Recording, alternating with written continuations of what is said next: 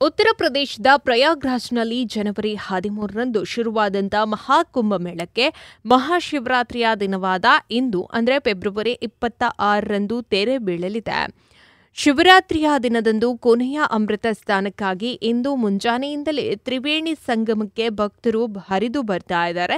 ಇನ್ನು ಸುಮಾರು 6 ವಾರಗಳ ಕಾಲ ನಡೆಯುತ್ತಾ ಇರುವಂತಹ ಮಹಾಕುಂಭಮೇಳದಲ್ಲಿ ಪವಿತ್ರ ಸ್ನಾನ ಮಾಡಿದರೆ ಮೋಕ್ಷ ಪ್ರಾಪ್ತಿಯಾಗುತ್ತೆ ಎಂದು ಕೂಡ ನಂಬಿಕೆಯನ್ನ ಕೂಡ ಇಟ್ಟುಕೊಂಡಿದ್ದಾರೆ.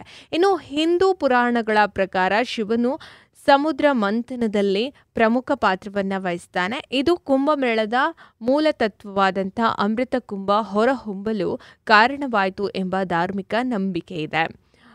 ಆ ಅಮೃತವು ಇಲ್ಲಿನ ನದಿ ಭಾಗಗಳಲ್ಲಿ ಚುಮ್ಮಿತು ಎನ್ನಲಾಗ್ತಾ ಇದೆ. ಇನ್ನು ಮಹಾಕುಂಭಮೇಳದ ಸಮಯವನ್ನು ಶ್ರೇಷ್ಠ ಎಂದು ನಂಬಲಾಗಿದೆ. ಈ ಅವಧಿಯಲ್ಲಿ ಇಲ್ಲಿನ ತ್ರಿವೇಣಿ ಸಂಗಮದಲ್ಲಿ ಮಿಂದೆದ್ರೆ ಪಾಪ ಕರ್ಮಗಳಿಂದ ಮುಕ್ತಿಯನ್ನ ಪಡೀತಾರೆ ಎನ್ನುವ ನಂಬಿಕೆ. ಇನ್ನು ಪ್ರಯಾಗ್ರಾಜ್ನಲ್ಲಿ ಬೆಳಗ್ಗೆ 6 ಗಂಟೆಯ ವೇಳೆಗೆ ಆಗಾಗಲೇ 40 ಲಕ್ಷಕ್ಕೂ ಹೆಚ್ಚು ಮಂದಿ ತ್ರಿವೇಣಿ ಸಂಗಮದಲ್ಲಿ ಪವಿತ್ರ ಸ್ನಾನವನ್ನು ಕೂಡ ಮಾಡಿದ್ದಾರೆ.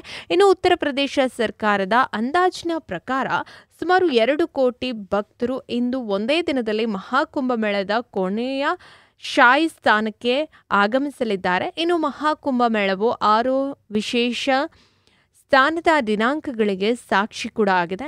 ಜನವರಿ 13ರ ಪೌಷ್ಯ ಪೂರ್ಣಿಮಾ, ಜನವರಿ 14ರ ಮಕರ ಸಂಕ್ರಾಂತಿ, ಜನವರಿ 29ರ ಮೌನಿ ಅಮಾವಾಸ್ಯೆ, ಫೆಬ್ರವರಿ 3ರ ಬಸಂತ ಪಂಚಮಿ, ಫೆಬ್ರವರಿ 12ರ ಮಘ ಪೂರ್ಣಿಮಾ ಹಾಗೂ ಫೆಬ್ರವರಿ 26ರ ಮಹಾಶಿವರಾತ್ರಿಯಂದು ವಿಶೇಷ ಪವಿತ್ರ ಸ್ನಾನದ ದಿನಗಳು ಎನ್ನಲಾಗ್ತಾ ಇದೆ.